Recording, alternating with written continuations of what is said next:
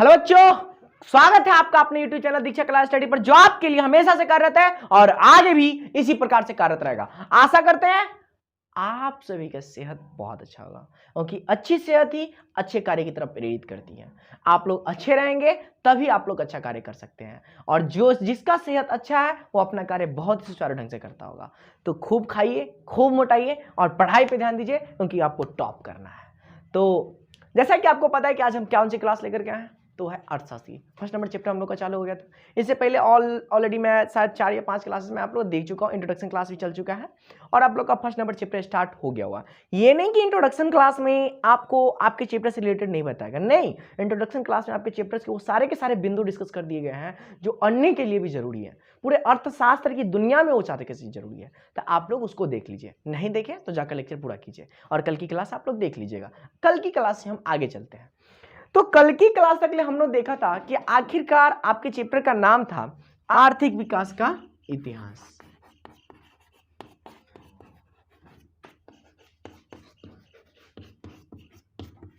आर्थिक विकास का इतिहास। तो हम लोगों ने कल इतिहास के बारे में पढ़ा था, आर्थिक विकास किसे कहते हैं, आर्थिक क्रियाकलाप क्या कहलाता है, इस सब के बारे में देख लेते हैं। विकास के पैमाने एक व्यक्ति के लिए कैसे होंगे, अन्य व्यक्ति के लिए क्या होगा, इस सब को बारे में हम लोगों ने कल पढ़ा था। जिन्होंने नहीं देखा अपना लेक्चर में जाकर के आप लोग प्लेलिस्ट से आप उस वीडियो को देख सकते हैं। अब इस आधार पर हम लोग देखेंगे अभी कि आखिरकार कि अन्य देशों में कि अगर एक बात बताइए कि सर आपने आर्थिक विकास तो हमें बता दिया, लेकिन आखिरकार हम यह कैसे समझे कि कोई देश अमीर कैसे, कहने का मतलब कोई भी देश विकसित देश किस आधार पे कहा जाता है, कोई भी देश विकासशील देश किस आधार पे कहा जाता है। आखिरकार कोई ना कोई तो पैमाना होगा, आखिरकार कोई ना कोई तो आधार होगा जिसके तहत हम यह समझेंगे कि वह देश विकसित है या वह देश विकासशील है या वह देश अल्प विकसित है। तो ऐसा कौन सा पैमाना है, उसी के बारे में हम लोग को देखना है। तो आज हम देखने वाले हैं कि विकास के आधार पर कौन सा देश विकसित है, कौन सा देश विकासशील है और कौन सा देश अल्प विकसित है, हमें आज यह देखना है। तो हमारा इस टॉपिक का नाम देते हैं विकास के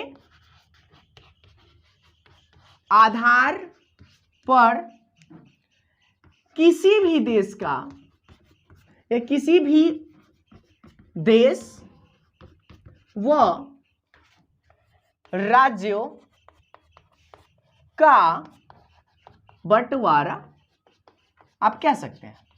तो आज हम लोग को इसके बारे में देखेंगे आखिर कौन सा ऐसा आधार है जिसके तहत हम लोगों ने देखा कि वह देश विकसित कहलाएगा, वह राज्य विकसित कहलाएगा, विकासशील कहलाएगा या अल्प विकसित कहलाएगा। हम बार बार बोल रहे हैं, हमारे पास एक वर्ड आया है आधार। तो सबसे पहले इस वर्ड से शुरुआत करते हैं कि सबसे पहले आधार का मतलब क्या होता है, इसका मतलब क्या होता है। तो ये आधार क्या होता है सर, बहुत अच्छा क्वेश्चन है, ध्यान दीजिए। मान लीजिए कि आपके क्लास के जो टीचर है उन्होंने बोला कि जाइए आप अपने क्लास में जाइए और आप अपने क्लास में जाकर के जितने भी बच्चे हैं क्रिकेट खेलना चाहते हैं, क्रिकेट में जो इंटरेस्टेड अच्छा खेलते हैं, उनको अलग छांट करके एक टीम बना लीजिए। आप गए अपने टीम एक बना लिया। फिर आपके टीचर ने कहा कि अब उस क्लास में, पूरे क्लास में, उस टीम में नहीं, पूरे क्लास में ही, कि जो फुटबॉल खेलने वाले हैं, वो फुटबॉल खेलने के जो प्रेमी हैं, उनको अलग कीजिए। तो आप बताइए कि आपका क्लास वही है, हमने एक क्लास के अंदर मैंने एक आधार लिया, क्या, क्रिकेट खेलने वाले, और उस क्रिकेट खेलने वाला एक आधार था जिसे मैंने बोला कि एक टीम को अलग कीजिए कि जो क्रिकेट में इंटरेस्टेड है, ठीक है। और फिर मैंने बोला फुटबॉल वाले को लेने के लिए। तो क्या ये जरूरी है कि जो क्रिकेट खेल रहा है वो फुटबॉल में नहीं होगा? नहीं, ऐसा हो सकता है कि जो क्रिकेट में इंटरेस्टेड है वो फुटबॉल में भी इंटरेस्टेड हो। यह भी हो सकता है कि जो फुटबॉल में इंटरेस्टेड ना हो वह हो सकता है किसी अन्य में इंटरेस्टेड हो। जैसे तीसरा पैमाना मान लीजिए कि अगर हम लेते हैं गाना गाने में, तो हो सकता है कि जो गाना गाने का हमने कंटेस्ट रखा है उसमें से कोई एक ऐसा बच्चा हो जो क्रिकेट में भी इंटरेस्टेड होगा, फुटबॉल में भी इंटरेस्टेड होगा, जो गीत गाने में भी इंटरेस्टेड है, जो सब कर सकता है, तो वो एक ऐसा बच्चा भी हो सकता है। या कोई बच्चा ऐसा होगा जो क्रिकेट में इंटरेस्टेड होगा, गीत में, संगीत में इंटरेस्टेड होगा, लेकिन फुटबॉल में नहीं है वो, तो वो एक अलग हो गया हमारे पास। कोई ऐसा बच्चा भी हो सकता है कि जो सिर्फ फुटबॉल में होगा, संगीत में होगा, क्रिकेट में नहीं होगा। कोई ऐसा बच्चा हो सकता है जो सिर्फ और सिर्फ संगीत में होगा, ये क्रिकेट और फुटबॉल से कोई इंटरेस्टेड नहीं है। तो हमने एक आधार लिया, एक आधार, क्रिकेट, फुटबॉल, गीत, संगीत, ये सब हमने क्या किया, एक आधार लिया है। समझ में आ रही बात? तो ये होता है आधार। तो हम आज जो पढ़ने वाले हैं उसमें हम लोग देखेंगे कि विकास के ऐसे कौन कौन से आधार हैं, ऐसे कौन कौन से पैमाने हैं जिसके तहत हम यह माप सकते हैं कि वह देश, उस माप के आधार पर हम कह सकते हैं कि वह देश विकसित है या वह देश विकासशील है। अब ध्यान दीजिए, ये जो हमारा है आधार, तो आधार में सबसे पहला आता है, एक बात बताइए, आप कैसे अपने परिवेश में, अपने समाज में जाकर के देखिए, नजर दोहराइए, आप किसको कहते हैं कि वह विकसित है, वह विकासशील है, और वह एकदम अल्प विकसित है? किस आधार पर बांटते हैं? तो वह है पैसा, आय के आधार पर, मतलब उसकी कमाई के आधार पर। किसके आधार पर बांटते हैं आप? आय के आधार पर। तब आप कहोगे क्या सर आय, क्या ये पूर्णतया किसी भी देश की आय ज्यादा है तो वह देश उतना ही ज्यादा विकास कर रहा है? तो मैं यह कहूंगा कि यह एक महत्वपूर्ण कारक है, उस चीज को बांटने का एक महत्वपूर्ण कारक है, किंतु यह एक पूरी तरीके से अगर कहे कि इसी आधार पर हम बांट करके दे देंगे तो वह सही होगा, यह गलत है। ठीक है, यह मात्र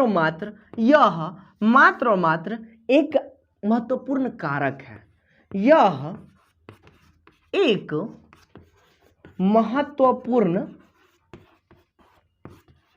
कारक है। अब सर ये आय क्या है? आय का मतलब क्या होता है? जैसे मैं मान लीजिए कि हम, आपकी एक फैमिली है, आपके फैमिली में जितने भी व्यक्ति हैं वो सब जितना कमाते हैं, वो सबका जो हमारे पास आपके पापा जितना कमाते हैं वो उनका कुल आय हो गया। तो उस आधार पे, या आपके बगल वाले को फिर मैं देखूंगा, उनके बगल वाले के पापा जितने कमाते हैं उनका जो हो गया पूरा, उसके आधार पर अगर वो अधिक कमाते हैं तो उनका अधिक विकसित होगा, हमारे पापा कम कमाते हैं तो हमारा घर कम विकसित होगा, मतलब धनी और अमीर, उस हिसाब से हमने देखा, तो वह आय का पैमाना हो गया। समझ में आ रही बात? अब यह आय मैंने लिखा कि यह एक महत्वपूर्ण कारक है, यह पूर्णतया बांट करके नहीं देता है। अब इसके दोष को देख करके हमारे अर्थशास्त्रियों ने दूसरा तरीका निकाला कि किसी भी देश को मापने के लिए हम लोग दूसरा कारक लेते हैं। ये पहला आधार तो हम लोगों का फेल हो गया। अब उन्होंने दूसरा आधार अपनाना शुरू किया। तो दूसरे आधार में उन्होंने क्या किया? राष्ट्रीय आय निकाला। दूसरा आधार हमारे पास क्या है? वह है राष्ट्रीय आय। राष्ट्रीय, अब आप कहोगे सर ये राष्ट्रीय आय है क्या? आइए हम समझते हैं कि राष्ट्रीय आय क्या होता है। पुनः अब हम राष्ट्रीय आय की तरफ बढ़ते हैं। ये दूसरा था हमारा, दूसरा पैमाना था, वह है राष्ट्रीय आय। राष्ट्रीय आय वह आय होता है किसी देश में उपस्थित जितने लोग हैं उन सभी के आयों का कुल योग ही राष्ट्रीय आय कहलाता है। मतलब इसमें हम लोग लिख सकते हैं कि देश में जितने भी लोग हैं उन सभी के आय को एक साथ जोड़ देने पर जितना आएगा वही उस देश का राष्ट्रीय आय कहलाएगा। मतलब देश के सभी लोगों की कुल आय को हम क्या कहते हैं?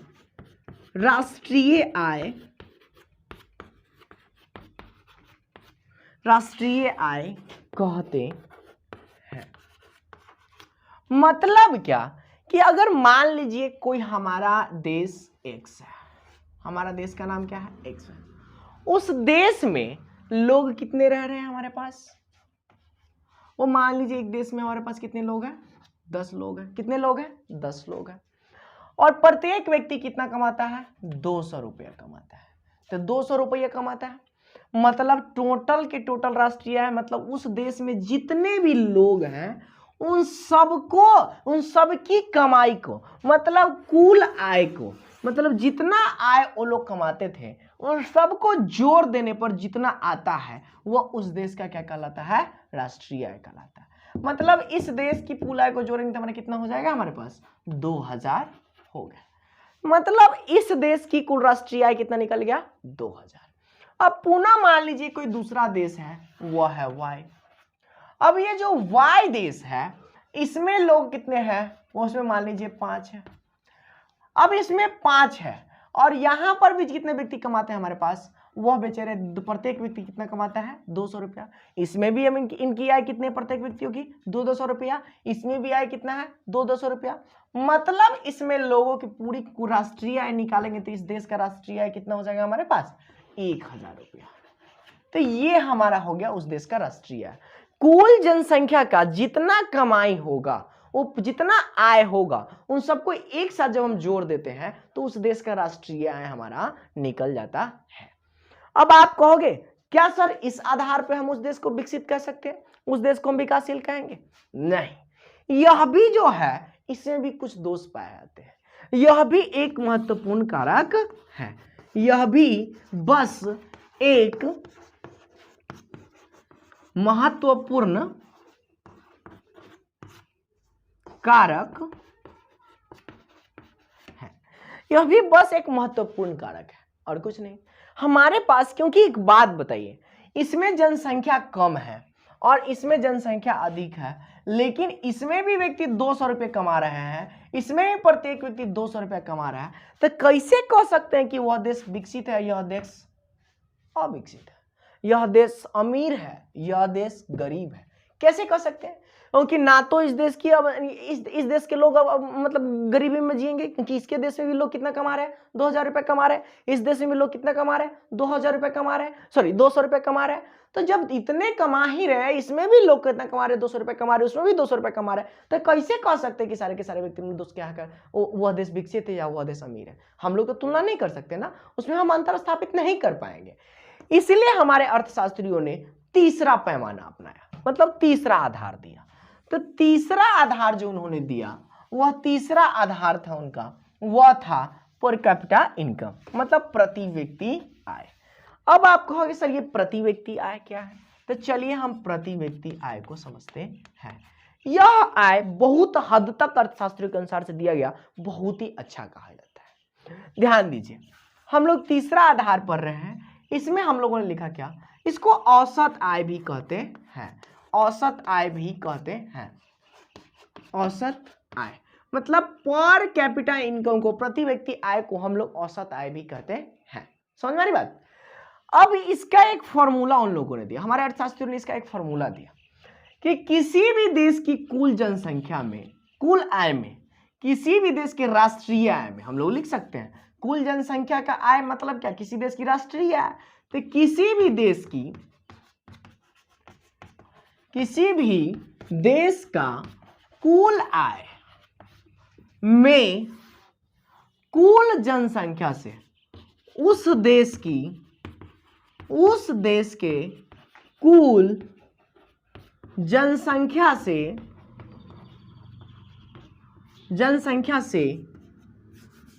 कुल जनसंख्या से भाग दे देने पर जितना आएगा वह उस देश का कुल आय कहलाएगा।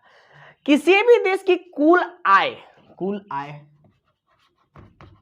जितना आय था वह आय, और उस देश की जितनी जनसंख्या है उसमें से हम भाग देने पर जितना आएगा वह उस देश का प्रति व्यक्ति आय कहलाएगा, औसत आय कहलाएगा। क्या कहलाएगा हमारा? प्रति व्यक्ति आय, प्रति व्यक्ति आय कहलाता है। पुनः हम उसी एग्जाम्पल को दोहराते हैं कि हमने एक देश लिया था जिसका नाम क्या था X, और दूसरा देश लिया था उसका नाम हमने दिया था क्या Y। इस देश में लोग कितने थे 10, इस देश में लोग कितने थे 5, इस देश में प्रत्येक व्यक्ति कितना कमाता था, वह 200 रुपये कमाता था। इस देश में प्रत्येक व्यक्ति कितना कमाता था, 200 रुपये कमाता था। इस देश का राष्ट्रीय आय कितना था, तो 10 दूना 20 मतलब 2000 था।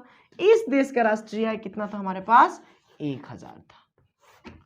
अब क्या कह रहा है कि कुल आय में, मतलब जितना आय है, यही ना आय हमारा निकला था राष्ट्रीय आय। अब कुल राष्ट्रीय आय में उस देश की जनसंख्या से भाग देने पर जो आएगा उस देश के प्रति व्यक्ति आय कहलाएगा। अब ये 1000 है, अब इस 1000 में इसकी जनसंख्या से भाग देंगे, जनसंख्या कितना हो गया 5। अब जब ये हम 1000 है, 1000 में हम 5 से भाग देंगे, हमारे पास कितना आ गया 200 रुपया। यह प्रति व्यक्ति आय हमारा निकल करके दे दिया, कुल औसत आय हमको दे दिया। इसमें भी हम लोग देखते हैं तो इसमें था हमारा 2000, 2000 में 10 से भाग देंगे तो हमारे पास कितना आ जाएगा 200 रुपया हमारे पास प्रति व्यक्ति आय आ गया। मतलब हमारे प्रति व्यक्ति आय की संख्या कितनी हो जाएगी, हमारे 200 रुपया हो गया। हुआ कि नहीं हो गया? तो हम लोगों ने प्रति व्यक्ति आय निकाल लिया। अब कहोगे क्या सर ये पूर्णतया हमारे पास आय हम लोग को क्या उस देश के आधार पर, मतलब जिस देश का जितना आय निकलता है उस आधार पर हम उसको कह सकते हैं कि वह देश विकसित है या वह देश अल्पविकसित है? तो बाबू इसमें भी कुछ दोष पाए जाते हैं। उस दोष के बारे में हम लोग अध्ययन करते हैं कि यह एग्जैक्ट बताता तो है, प्रति व्यक्ति आय निकाल कर यह तो दिखा देता है कि उस देश में लोग कितना, प्रति व्यक्ति कितना कितना कमा रहा है, लेकिन एग्जैक्ट नहीं दिखाता है। कैसे? हम अगले वाले पल में, मतलब अभी हम समझते हैं। आइए ध्यान दीजिए। उससे पहले हम समझते हैं कि प्रति व्यक्ति आय अमीर गरीब हम किस आधार पर बांटते हैं। प्रति व्यक्ति आय, और जैसे में अमीर देश कौन सा देश कहलाएगा? एक वर्ल्ड डेवलपमेंट रिपोर्ट होता है, मतलब वर्ल्ड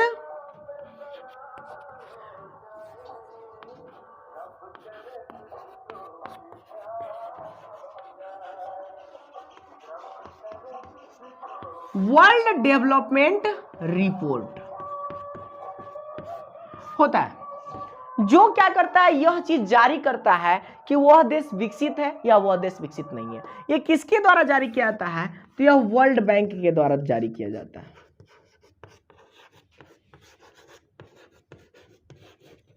यह वर्ल्ड बैंक के द्वारा जारी किया जाता है, ठीक है।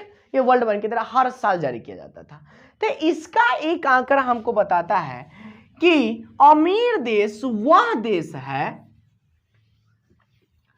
अमीर देश वह देश कहलाता है जिस देश की पर कैपिटा इनकम अमीर, तो अमीर देश वह देश है जिसकी पर कैपिटा इनकम प्रति ईयर, मतलब हर साल 4,53,000 रुपया हो। ध्यान दीजिए, 4,53,000 रुपया जिस देश का होगा प्रति वर्ष। हमने क्या लिखा? प्रति वर्ष। मतलब एक साल में 4,53,000 रुपया जिस देश का होगा वह देश, उस देश में विकसित देश कहेंगे, हम अमीर देश कहेंगे। इससे अधिक हो गया कोई दिक्कत नहीं, बट इससे कम नहीं होना चाहिए। समझ में आ रही बात? यह हो गया। तो सर गरीब देश क्या कहलाएंगे? गरीब देश का आंकड़ा कितना है? गरीब देश वह देश है कि जिस देश का कम से कम 37,000, हमने क्या लिखा? 37,000 प्रति वर्ष कमाई है, प्रति वर्ष कमाई है, वह गरीब देश कहलाएगा। तो मतलब जिस देश की कमाई एक साल में मात्र कुल राष्ट्रीय हमारा कितना निकलता है, कुल औसत आय कितना निकलता है? 37,000 रुपया प्रति वर्ष निकलता है हमारा, वह क्या कहलाता है? हमारा गरीब देश कहलाता है। और 4,53,000 रुपया प्रति वर्ष जिस देश से निकलता है वह हमारा अमीर देश कहलाता है। इस आधार पर तब आप कहोगे सर भारत किस स्थिति में है? तो भारत की स्थिति हम लोग दो तरीके से देख लेते हैं। भारत के 2004 का वर्ल्ड बैंक का रिपोर्ट अगर देखें, मतलब वर्ल्ड डेवलपमेंट रिपोर्ट देखें, तो हमारा जो निकलता है 2004 में, तो यह जो था वह था हमारे पास 28,000 रुपये। कितने? 28,000 रुपये प्रति वर्ष था हमारे पास। लेकिन अब जो है यह डाटा बदल चुका है, और देख रहे हैं ये उस वक्त 2004 के आसपास इस गरीब देश से भी नीचे है। मतलब हमारा देश उस स्थिति में भी नहीं था जिसको हम गरीब कह सकते, गरीब से भी नीचे वाले में गर्त में स्थिति में था हमारे पास। अब जो हमारा देश आया तो उसमें क्या हुआ कि हमारा देश 2012-13 में इसकी जो स्थिति थी बहुत सुधर गए। जो हमारा बढ़ करके जो हमारा 28,000 रुपया था वह हमारा हो गया कितना? 68,757। कितना हो गया? 68,757 रुपया प्रति वर्ष हो गया हमारे पास। उस वर्ष मतलब 2012 में कितना आ गया था हमारे पास? 68,757 रुपया। तो अब हम लोगों ने देखा क्या कि यह मतलब लोअर पॉवर्टी लाइन के अंतर्गत है। मतलब ना तो हमारा देश पूर्णतया विकसित है, ना तो हमारा देश पूर्णतया गरीब है, यह बेचारा ना ही विकासशील है। समझ में आ रही बात? यह बेचारा विकासशील, मान लीजिए एक पैमाना है, एक बिंदु यह है, एक बिंदु यह है, एक छड़ी है हमारे पास। अगर अमीर देश वह कहलाएगा जिसका हमारे पास कितना हो गया, हमारे पास 4 लाख, कितना था हमारे पास 4,57,000 रुपया, 4,53,000 रुपया, 4,53,000 रुपया। गरीब देश का आ गया हमारे पास कितना रुपया, 37,000 रुपया। हमारे पास कितना हो गया, हमारे पास 37,000 रुपया। हम और इस बीच में जो आ गया वह पूर्णतया विकासशील हो गया, विकासशील हो गया। लेकिन हमारा देश विकासशील होने के लिए तो इस दोनों के बीच के पैमाना चाहिए, लेकिन 68,757 क्या हमारा बीच के पैमाना है? नहीं, यह बेचारा उस बीच में भी नहीं है, यह यहां पर उपस्थित है। मतलब विकासशील होने के लिए भी यहां पर जाना पड़ेगा इसको। समझ में आ रही बात? तब यह इससे ऊपर जाएगा। ठीक है, तो ये हमारे देश की कंडीशन अभी यह है कि ये बेचारा क्या है, मतलब ना तो गरीब है और ना ही विकासशील है, अमीर की तो बात ही नहीं कर सकते। यह बेचारा बीच में अटका हुआ है, लेकिन प्रोग्रेस कर रहा है। समझ में आ रही बात? हमारा देश प्रोग्रेस कर रहा है। अब आइए हम लोग समझते हैं कि आखिरकार ये जो है कि किस आधार पे हम कह सकते हैं कि सर औसत आय जो है हमारा वो औसत आय कैसे है, कि मतलब उसमें कौन सा दोष है। तो औसत आय के दोष के बारे में हम पढ़ते हैं। चलिए हम औसत आय के दोष के बारे में पढ़ते हैं।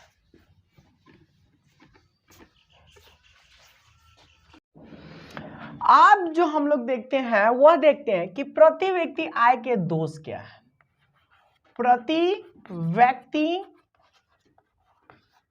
आय की दोष।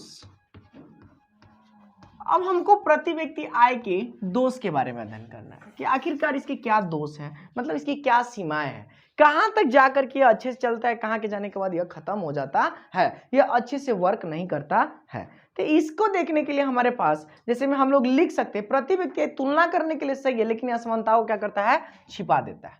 हम लिखेंगे इसके अंतर्गत प्रति व्यक्ति आय, प्रति व्यक्ति आय तुलना करने के लिए, तुलना करने के लिए सही है, परंतु यह असमानताओं को,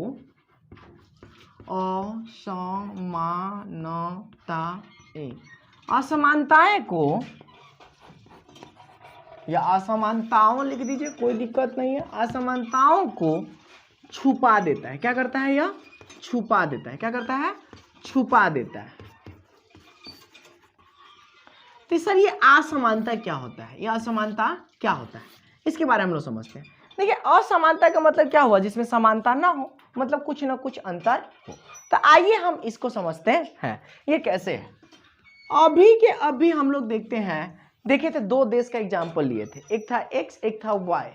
अभी हम लोगों ने देखा था, तो मान लीजिए दो देश है, तो ये देश हमारा क्या लिखते हैं हम, देश हम एक्स लिखते हैं। इधर के से हम पढ़ के बोर्ड पर हम लोग लिखते हैं क्या, देश वाई हम लिखते हैं। क्या लिखते हैं, वाई। तो ये देश एक्स है। अब उसमें हम लोगों ने देखा था एक में लोगों की संख्या कितनी थी, 10 थी। उसमें लोगों की संख्या कितनी थी, 10 थी। उसको गोली मारिए, दोनों के दोनों में हम लोग देखते हैं क्या, लोगों की संख्या कितनी है हमारे पास,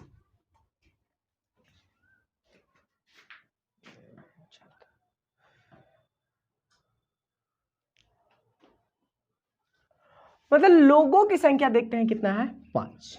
मतलब व्यक्ति हमारे पास कितने हो गए, व्यक्ति हमारे पास कितने हो गए, 5। फर्स्ट, सेकेंड, थर्ड, फोर्थ, 5 हम ले लिए। फिर दूसरा में भी हम व्यक्तियों की संख्या कितना ले लेते हैं, 5 ले लेते हैं। व्यक्ति की संख्या कितने ले लिए हम, 5 ले लिए। First, second, third, fourth, 5। अब इसमें व्यक्ति की संख्या क्या है, 5 है, इसमें व्यक्ति की संख्या क्या है, 5। अब मान लीजिए इनका आय, अब इनका आय, प्रति व्यक्ति आय कहलाता है क्या, कि किसी भी देश की कुल आय बटा उस देश की कुल जनसंख्या में, भाग देने पर उनको औसत आय निकल जाता है, तो प्रति व्यक्ति आय वही कहलाता है हमारे पास। तो उसको मान लीजिए इस देश में जो लोग हैं वह कितना रुपए कमाते हैं हमारे पास, 200 रुपए कमाते हैं। यह भी व्यक्ति कितना कमाता है, 200 रुपए कमाता है। यह भी व्यक्ति हमारा कितना कमाता है, 200 रुपए कमाता है। यह भी व्यक्ति कितना कमाता है, 200 रुपए कमाता है। और यह भी व्यक्ति कितना कमाता है, 200 रुपए कमाता है। इसका हम कुल आय देखते हैं, तो इसका कुल आय जो है हमारे पास, उससे कितना हो गया हमारे पास, 1000 रुपया। कितना हो गया, 1000 रुपया। उससे कितना कमा रहे थे, 1000 कमा रहे थे। अब इसके जो लोग हैं, वाई में जो लोग हैं, इनका आय हम देखते हैं। इसमें मान लीजिए कोई व्यक्ति कितना कमाते हैं, 100 रुपया कमाता है। कोई व्यक्ति कितना कमा रहा है, 200 रुपये कमा रहा है। कोई व्यक्ति कितना कमा रहा है, वह कितना कमा रहा है, 400 रुपये कमा रहा है। तो 4 6 एक साथ हो गया। मान लीजिए इसमें कोई व्यक्ति है जो कितना कमा रहा है, वह कमा रहा है कितना, 150 रुपये कमा रहा है हमारे पास। कितना कमा रहा है, 150 रुपया कमा रहा है। तो 4 2 6 एक 7, 7 और 3 10। और इसमें से कोई व्यक्ति है जो कितना कमा रहा है, 150 रुपये कमा रहा है। कितना कमा रहा है हमारे पास, 150 रुपये कमा रहा है। तो इसका जो कुल आय हमारे पास मिला वह भी कितना मिला हमारे पास, 1000 ही मिला। जोड़िए हमारे पास 150 300 304 307 तो 700 300 1000, मतलब इसका भी कुल आय निकला हमारे पास। कुल आय कितना निकला हमारे पास, तो वो निकला 1000 रुपया। तो क्या हमको बताइए, औसत आय जब ये निकालेंगे, तो औसत आय जब ये हम निकालते हैं, प्रति व्यक्ति आय जब इसका निकालेंगे, PCI मतलब पर कैपिटा इनकम निकालते हैं, तो हमारे पास लोगों की जनसंख्या, उसमें हम भाग देते हैं कितना में से, कुल आय में से। तो कुल राष्ट्रीय आय हमारा कितना निकल गया हमारे पास, कुल आय कितना, 1000 रुपया। जनसंख्या हमारे पास कितना हो गया, 5। इसमें इसको भाग देते तो हमको कितना आ गया, 200 रुपया। PCI कितना आ गया, 200 रुपया।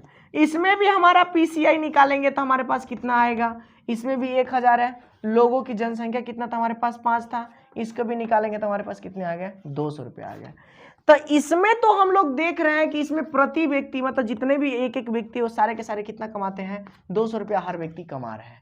इसमें हम कह सकते कि यह देश इतना कमाता है। लेकिन क्या इस देश में देखिए था कि प्रत्येक व्यक्ति को कह रहा है यह 200 रुपये कमाता है, तो क्या ये देख रहे बेचारा 200 में से तो बहुत पैमाना ऐसा जिसका कम है। इसमें देख रहे हैं हाँ एगो व्यक्ति 200 रुपये कमा रहा है, एगो है जो 200 से अधिक कमा रहा है, एगो 200 से इतना कम है, इतना कम है। क्या ये सही है? इसीलिए इस पैमाने को कहा गया है कि यह एग्जैक्ट पैमाना नहीं है, इसमें दोष पाया जाता है। लेकिन फिर भी अब तक इस आधारों पर हम लोग तुलना करते आ रहे हैं। तो आज हम लोगों ने देखा कि किस आधार पर हम क्या करते हैं, उस देश, किसी भी देश को विकसित देश कहते हैं या किसी भी देश को हम क्या कहते हैं, अल्पविकसित देश कहते हैं। एक बार और उस पैमाने को देख लीजिए कि अमीर देश को होने के लिए हमारे पास कितना पैमाना बताता है कि वर्ल्ड रिपोर्ट बैंक, मतलब वर्ल्ड डेवलपमेंट रिपोर्ट हमको क्या दर्शाता है कि वही देश अमीर देश की श्रेणी में आएगा। जो अमीर देश वही देश कहलाता है जिसका हमको पैमाना कितना आना चाहिए कि प्रति वर्ष 4,53,000 रुपया, ये आंकड़ा है 53,000 रुपया वह प्रति वर्ष क्या करता है, कमाई करता है। प्रति वर्ष क्या करता है, कमाता है। और उसी में क्या हो गया हमारे पास, गरीब देश हो गया। तो गरीब देश के लिए हमारे पास पैमाना उन्होंने क्या दिया कि 37,000 रुपया अगर वो प्रति वर्ष कमाता है तो हमारा क्या हो जाएगा, वह उस देश की गरीबी को दिखाता है। कितना हो गया प्रति वर्ष, तो हमारे क्या हो जाएगा, हमारे पास गरीब देश कहलाएगा। तो भारत की स्थिति इसमें हम लोगों ने देखा क्या कि भारत 2004 में जो था हमारे पास, भारत जो था वह हमारा 2004 में जो था वह कितना था उसका हमारे पास, वह था हमारे पास 28,000 रुपया। लेकिन अब 2012-13 में यह बढ़ करके आ गया है हमारे पास कितना, तो आ गया हमारे पास 68,757 रुपया। कितना, 68,757 रुपया प्रति वर्ष आ गया। तो हमारा देश किस में पाया जाता है, ये तो अमीर का पैमाना होगा। यहाँ पर जो है वह क्या है, अमीर है, यहाँ पर जो है वह क्या है, गरीब है। तो इसको लोअर मिडिल कहा जाता है, लो मिडिल कहा जाता है। लो मिडिल में हम कह सकते हैं हमारा भारत क्या है, लो मिडिल में, लो मिडिल क्षेत्र में हमारा भारत। मतलब जब ये 37,000 यहाँ पे लिखेंगे कि मैं कहने का मतलब इस दोनों के बीच में जितना अंतर आता है वह हमारा क्या हो गया, यहाँ पर जो पूर्णतः क्या है, विकासशील है। तो हम कह सकते हैं यहाँ पर आएगा तो विकासशील है।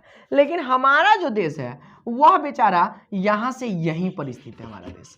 तो हमारा क्या कर सकते हैं, ना तो गरीब है और ना ही विकासशील है और ना ही अमीर है। तो यह बेचारा इस दोनों के बीच की स्थिति में अटका हुआ है, इसीलिए इसको हम लोग क्या है, क्या लो पॉवर्टी लाइन में है। अभी हमारा क्या है, लो मिडिल में उपस्थित है, MIDDLE, लो मिडिल की स्थिति में हमारा भारत।